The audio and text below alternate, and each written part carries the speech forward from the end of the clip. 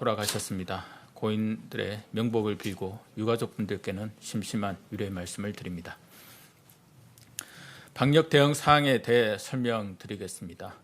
어제는 약 7만 6천 건의 검사가 이루어졌습니다. 전국 선별진료소에서는 약 4만 5천 명, 임시 선별검사소에서는 약 3만 1천 명을 검사하였습니다.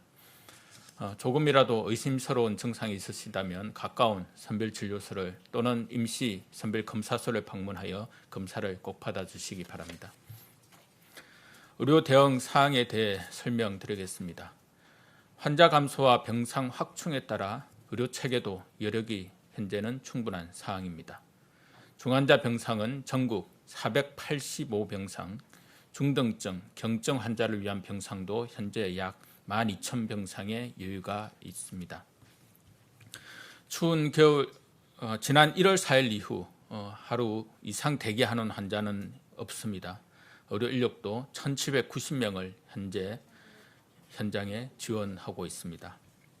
추운 겨울철에도 선별진료소나 병원 등 의료 현장에서 애쓰고 계신 모든 관계자분들께 진심으로 감사드립니다.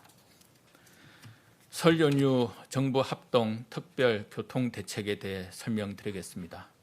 정부는 이번 설 연휴 기간 동안 고향, 친지 방문과 여행을 자제해 주실 것을 부탁드린 바 있습니다.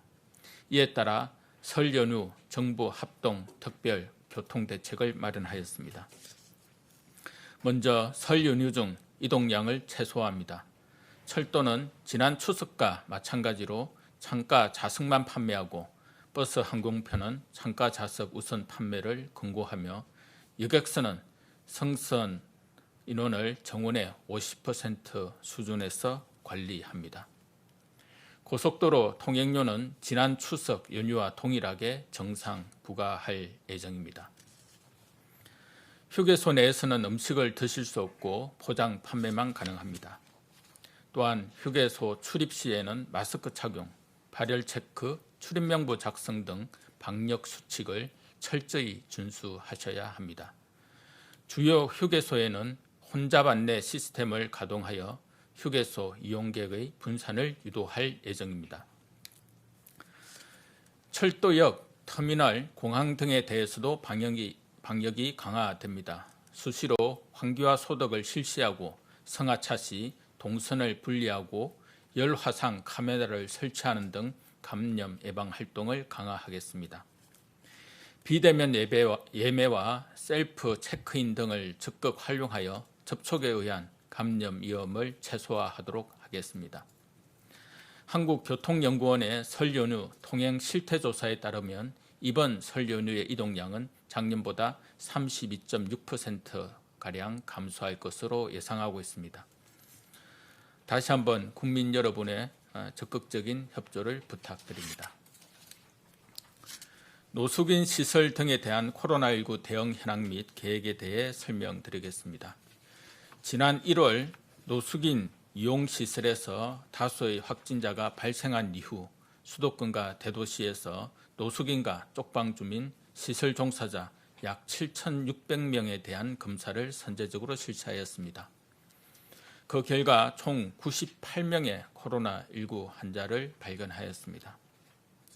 정부는 아직 검사받지 않은 인원에 대해서도 노숙인 거리 상담 확대 등을 통해 조속히 검사를 받도록 할 예정입니다. 검사 이후 소재 파악이 어려운 거리 노숙인에 대해서는 신속 항원 검사를 실시하여 검사 즉시 결과를 확인할 수 있도록 하겠습니다. 방역을 강화하면서도 노숙인에 대한 필수 서비스는 중단 없이 제공할 수 있도록 하겠습니다. 노숙인 진료 시설을 확대하고 급식 등 필수 서비스 지원도 차질 없이 추진하겠습니다. 이와 함께 방역 책임자의 지정을 다시 한번 강조하고 생활시설의 임시 대기공간 마련 등 노숙인 시설별 특성에 따른 강화된 방역 지침을 마련하여 배포할 예정입니다. 국민 여러분께서 참여해주고 계시는 사회적 거리두기는 코로나19 바이러스에 대항할 수 있는 현재로서는 가장 강력한 무기입니다. 사회적 거리두기의 효과에 대해서는 의심의 여지가 없으나 장기화에 따른 부작용이 사회 곳곳에서 제기되고 있습니다. 정부는 방역의 효과는 유지하면서 일상과의 조화를 이룰 수 있는 사회적 거리두기 방안을 국민 여러분과 함께 찾아보려 합니다. 어제 다양한 전문가가 참여하는 공개 토론회를 통해 지금까지의 사회적 거리두기의 성과와 보완해야 할 점에 대해 평가를 하였습니다. 방역, 경제, 취약계층 보호 등 사회 각 분야에 미치는 영향도 진단해 보았습니다. 앞으로 소상공인과 자영업자 등 현장의 다양한 의견을 한층 더 경청하고 업종별 대표자들이 참여하는 토론회를 다음 주 화요일 개최할 예정입니다. 방역당국은 이러한 사회적 논의를 통해 방역은 강화하면서 부작용은 최소화할 수 있는 방안을 국민 여러분과 함께 찾아보겠습니다.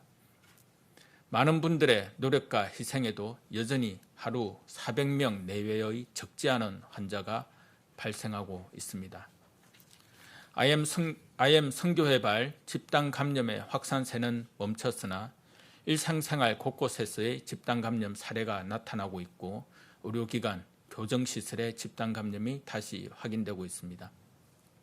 아직은 경계심을 풀 사항이 아닌 것으로 판단합니다. 방역과 일상 회복의 딜레마를 해결하는 방법을 찾을 때까지는 방역 수칙을 철저히 준수해 주시기를 다시 한번 부탁드립니다.